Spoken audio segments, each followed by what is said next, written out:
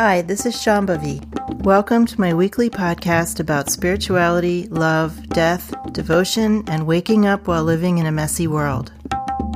The Satsang with Shambhavi podcast is recorded live each week with students of our nonprofit community, Jaya Kula.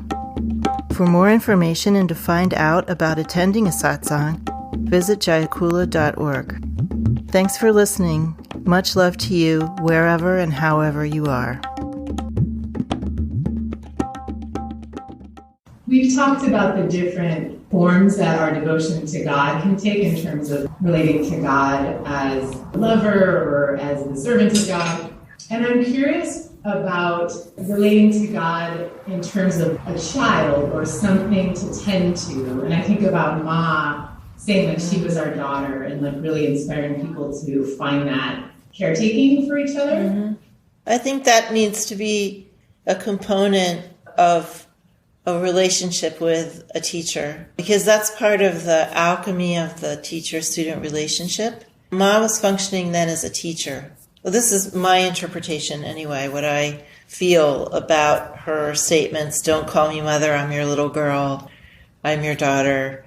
And the way that she would just like lie in her students' arms and let them feed her and dress her. And this is actually, although she did that maybe more thoroughly than a lot of others might, every teacher that I've had from India has had that same relationship with their students to some degree, where students were, in essence, tending to the ordinary well-being of the teacher, like cooking for them, taking care of their bodies, cleaning their houses, doing like ordinary stuff. I don't mean like pranaming and throwing flowers at them. I mean like the ordinary caretaking that we do.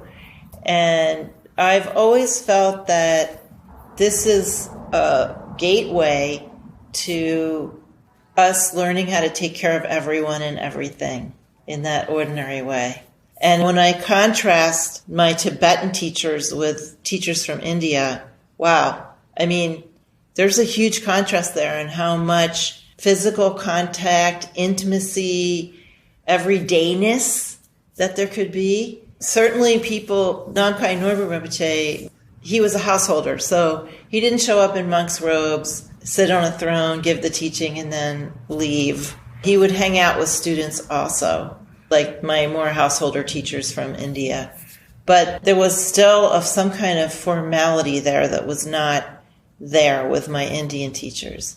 So one time we were in Lima and we went to the racetrack with Rinpoche. He liked to gamble at the racetrack, and he actually did this with divination. He placed his bets using divination. So he used a very popular kind of Tibetan divination called Mo, which is divination with beads. So he would have his mala, and he would be like looking at, I know nothing about horse racing, so I really can't tell you what he was looking at, but I guess it was some kind of booklet about which horses and jockeys were racing in different races that day. So he would be reading that and he'd be like moving the beads, right? And then he would place bets according to that. And he had this cup next to him with a lid on it. So in a lot of Tibetan traditions, there's cutlery and dishes that are only for the teacher. No one else uses them, and they're put in a separate cabinet.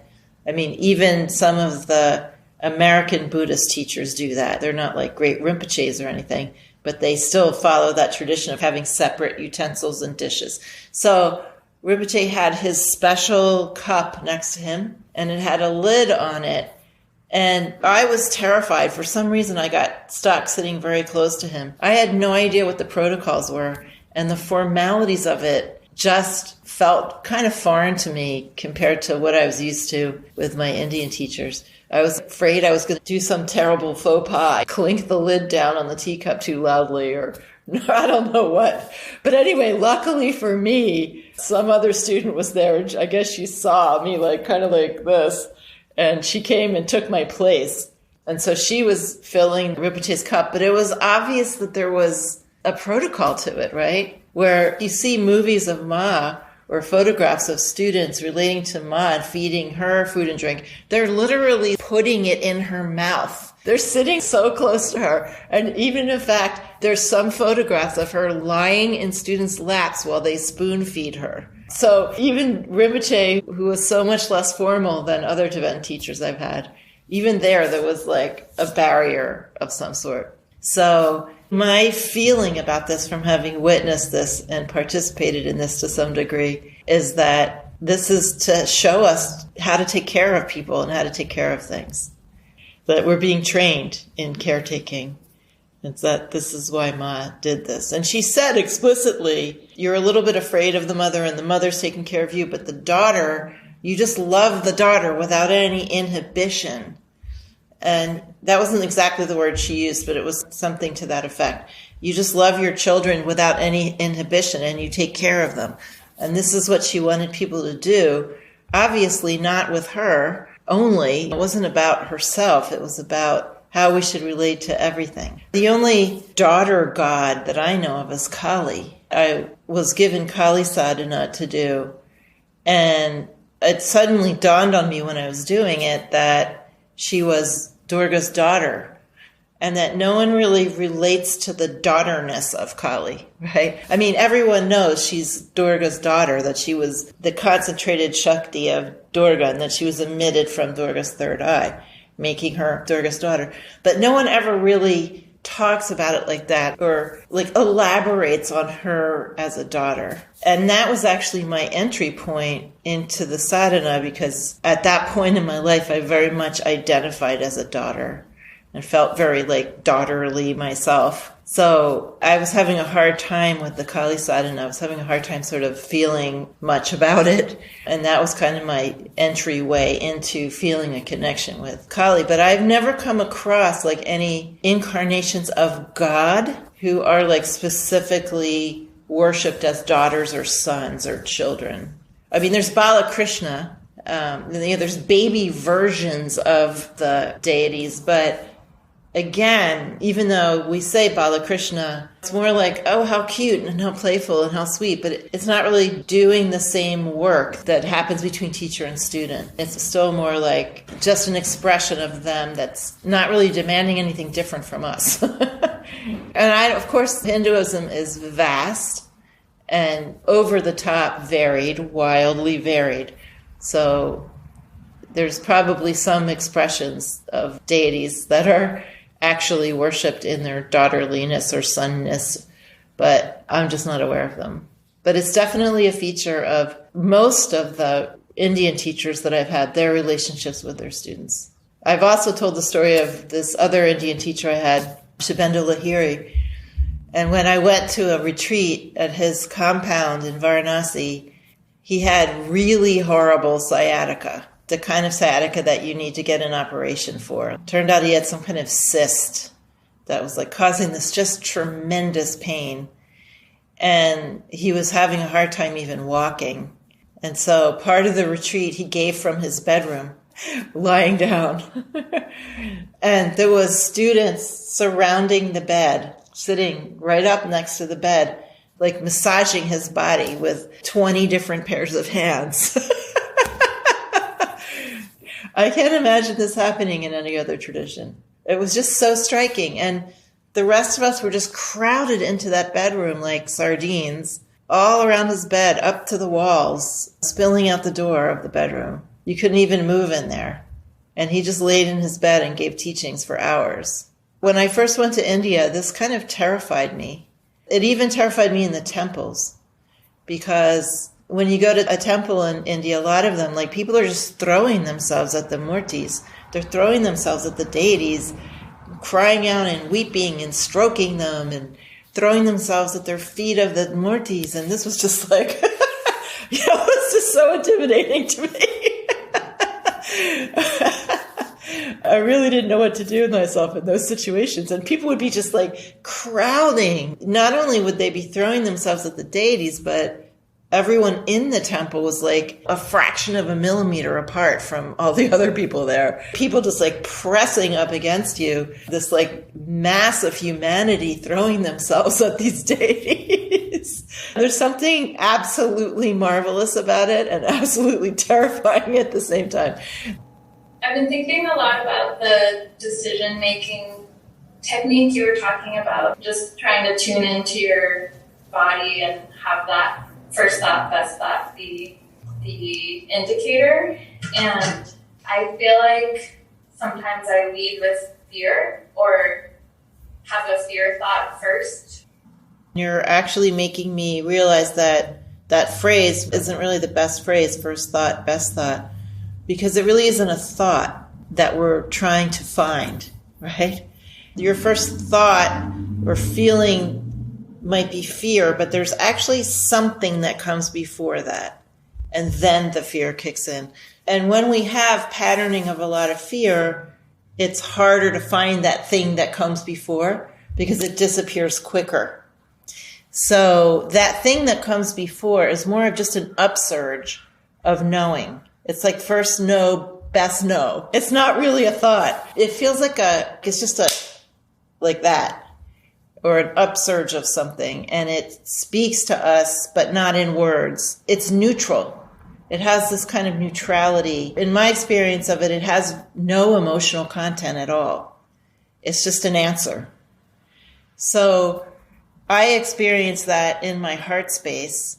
And again, it's not a word, it's not a sensation necessarily, but different people, I'm sure, experience things differently in this regard, like how knowledge comes to you. But it's basically an upsurge of direct wisdom. And so it has that feeling of coolness, what's called in Ayurveda saumya, a neutral cool quality. And I think for someone who feels a lot of fear, then to train yourself to be able to even find that pre-moment before thinking and fearing kicks in would be the first step in that. And then the two roads meditation might be better because that gives you more time to feel into your body and energy. Where do you feel more relaxed? Like on which path do you feel more relaxed and less fear? So check that out, but it might be a while of like giving it a try numerous times before you can actually, there that is, right? That wisdom that's coming, the unconditioned, the absolute, that's coming before the conditioned fear. But I'm convinced everybody has that moment, but it can be very fleeting. For instance, people who are obsessively planning things have a hard time identifying that moment when you're just waking up in the morning and you're kind of in this zone of openness because they're used to waking up and the minute they come to consciousness, they start planning their day. So that also takes like training to kind of get out of that and be able to identify that gap between sleeping and waking. So there's all kinds of moments like that.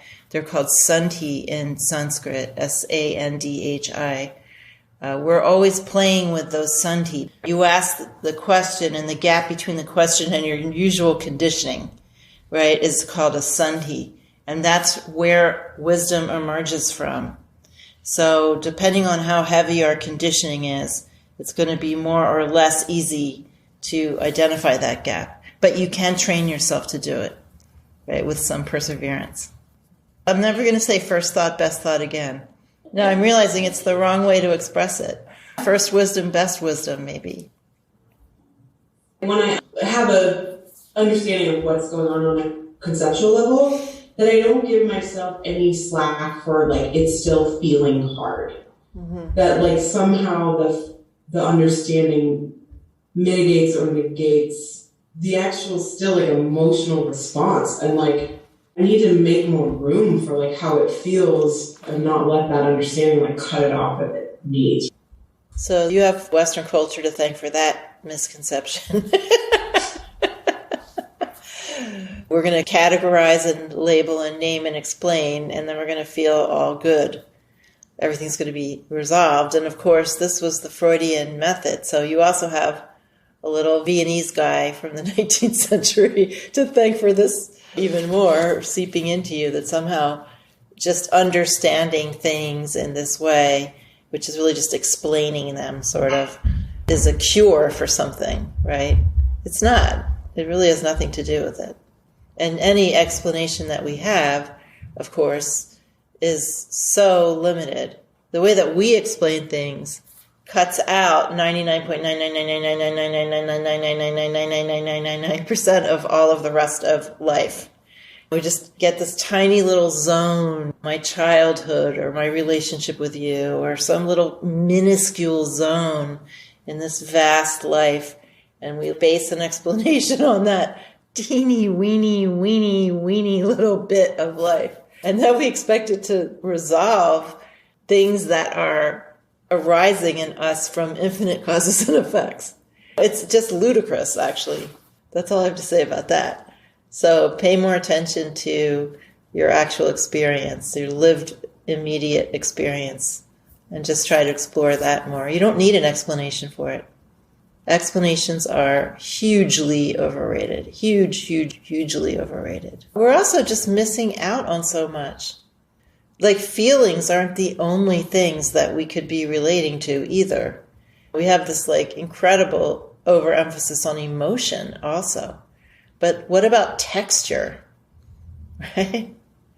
There's all kinds of textures that we're constantly moving through with people and circumstances.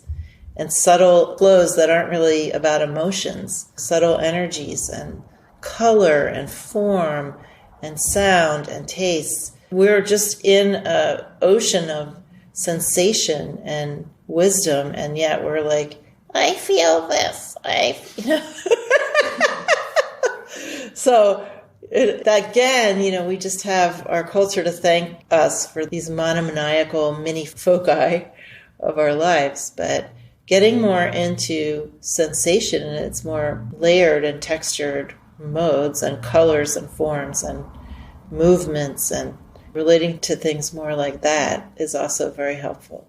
Feeling the air on your skin, something that simple. But we're just walking around, as someone I knew long ago said, like brains on sticks. It's just a very, very impoverished way to live. Very impoverished. See if you can get into all of your senses, not just emotions, not just mind.